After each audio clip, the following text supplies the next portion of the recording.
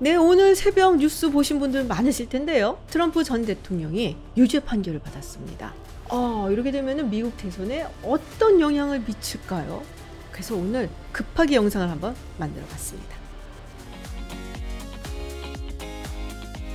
뉴욕 맨하탄 형사법원에서 성추문을 입막음하려고 돈을 건네줬고 이거에 관련된 재판이 있었죠. 여기서 34개의 혐의로 기소가 됐었는데요. 모두 유죄 판결을 내렸습니다.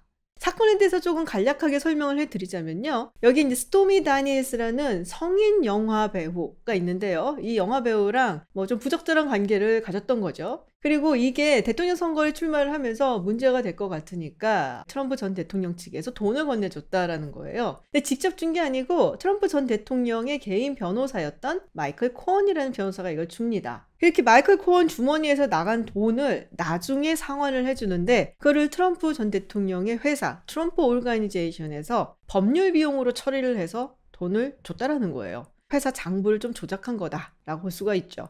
그래서 이거와 관련돼서 서류 위조라든지 이런 것들로 기소가 된 거였죠. 근데 이 배심원제라는 게 만장일치해야 되거든요. 그래서 12명의 배심원 중에서 트럼프 대통령을 조금 지지를 한다든지 이런 사람이 한 명이라도 있다 하면은 이거 나오기 힘들다 라는 얘기를 했었고, 그래서 사실 트럼프 대통령 측에서는 미스트라이얼을 기대를 했었다라는 얘기들이 조금 있어요. 근데 생각외로 상당히 빨리 이틀 걸렸죠? 배심원이 유죄 판결을 내렸기 때문에 이제 판사가 형량을 결정을 해야 됩니다. 지금 언론에 따르면 7월 11일 아마도 형량을 선고할 것으로 알려져 있는데요. 이게 공화당 전당대회 나흘 전이에요. 전당대회가 7월 15일 날 시작을 하거든요. 형량이 어느 정도 나올 것이냐, $5,000의 벌금에다가 1년 반 내지는 맥시멈 4년까지도 감옥에 갈 수 있다 라고들 얘기를 합니다. 근데 트럼프 전 대통령이야 사실 그 전에 다른 전과 기록이 있는 것도 아니고 온 우주가 다 아는 사람이잖아요. 그러니까 어디로 도주할 그럴 염려도 별로 없고, 그래서 실제로 징역형을 살 가능성은 별로 없다라고 얘기를 하고 있고요.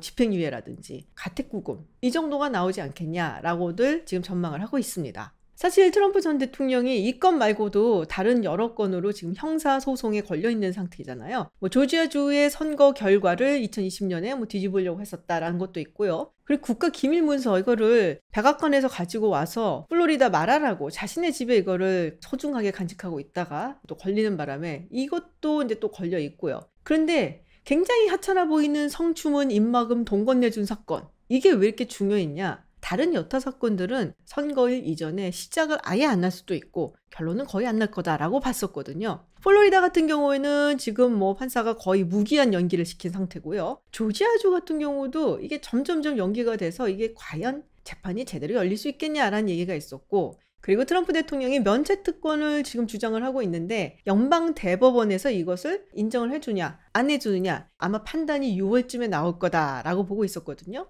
근데 아시다시피 연방 대법원은 대단히 보수 일색이지 않습니까? 그래서 사실상 이 하찮아 보이는 성추문 입막음 돈 사건, 이게 선거 이전에 볼 수 있는 유일한 사건일 거다라고들 했었거든요. 그리고 이 사건에서 트럼프 전 대통령이 원하는 것처럼 미스트라이얼이 되든지 제대로 안 되거나 하면은 그야말로 트럼프 전 대통령은 날아다니면서 바이든 실컷 공격을 하고 그러면서 백악관으로 가는 그 길이 확 열릴 거다, 이렇게 생각을 했던 것 같아요. 근데 이 사건이 이렇게 유죄로 떠버리니까 여러 가지로 오라통이 터질 일이죠. 그러면 과연 이것이 대통령 선거에는 어떤 영향을 미칠 것이냐? 지금 뭐라고 말하기는 너무 이릅니다. 네, 오늘 판결이 나왔는데 어떻게 하겠습니까? 다만 하나 확실한 거는 트럼프 전 대통령을 지지하는 지지층은 확실하게 결집을 시킬 거다라는 거죠. 사실 생각해보면 2022년에 중간선거에서 공화당이 원하는 만큼의 성적을 못 거뒀잖아요. 그러면서 당시 트럼프 전 대통령이 조금 비난을 받았었어요. 그러면서 떴던 사람이 바로 론 디산티스 플로리다 주지사죠. 그런데 2023년에 트럼프 전 대통령이 기소를 당하면서 갑자기 지지율이 확 뜨기 시작을 합니다. 그러니까 뭔가 좀 희생양이 된 것 같기도 하고 이대로 놔두면 안 되겠다면서 공화당 지지자들이 확 트럼프 쪽으로 결집을 하게 된 거죠. 더군다나 이 사건이 민주당세가 가득한 뉴욕에서 있었기 때문에 이거는 음모다, 이런 얘기를 하기도 충분하고요. 그리고 실질적으로 항소를 하고 난다면 형 집행이 이루어지지 않기 때문에 그동안은 뭐 트럼프 전 대통령이 나름 자유롭게 움직일 수 있는 그런 부분도 있기는 합니다. 그럼에도 불구하고 썩 좋은 결과는 아니다. 뭐 당연히 안 좋은 결과겠죠. 유죄가 떴으니까. 그렇게 얘기를 하는 이유는 일단 지금 모든 것에서 자유롭다 한다면 인플레이션이라든지 경제라든지 뭐 이민 문제라든지 이런 거 가지고 정말 신나게 바이든 정부를 깔 수가 있죠. 그런데 지금은 이 부분도 또 얘기를 해야 된단 말이에요. 왜 자기가 정치적 임무의 희생양인지, 나는 무죄다 라는 부분도 분명히 이야기를 해야 되니까 뭔가 화살이 약간 분산되는 느낌이다, 뭐 이런 것도 있고요. 그리고 말씀드렸다시피 당연히 전통적인 공화당 지지자라든지 아니면 트럼프 대통령 원래부터 지지했던 사람들, 이런 사람들 사이에서는 뭐 큰 영향이 없을 거예요. 그런데 사실 트럼프 전 대통령이 요번에 자신만만하게 얘기하는 것 중에 하나가 젊은 유권자들 그리고 유색인종들이 의외로 내 편을 들고 있다. 그리고 실제로 여론조사에서도 그렇게 나오긴 하거든요. 근데 이 사람들은 흔들릴 수가 있다는 거죠. 그래서 이런저런 복잡한 셈법을 다시 해야 되는 골치 아픈 상황이 된 것도 맞습니다. 마지막으로 사실 사람들이 이 소송에 큰 관심이 없었거든요. 뭐 여러 가지 구설수도 있고 하지만 설마 형사사건에서 유죄가 뜨겠냐라고 생각을 했죠. 그리고 법률적인 문제가 복잡하잖아요, 이해하기가. 그래서 이걸 정말 면밀하게 다 체크하면서 쫓아가고 하는 사람들이 그렇게 많지는 않습니다. 그런데 이렇게 딱 유죄로 떴다. 34개 혐의 모두.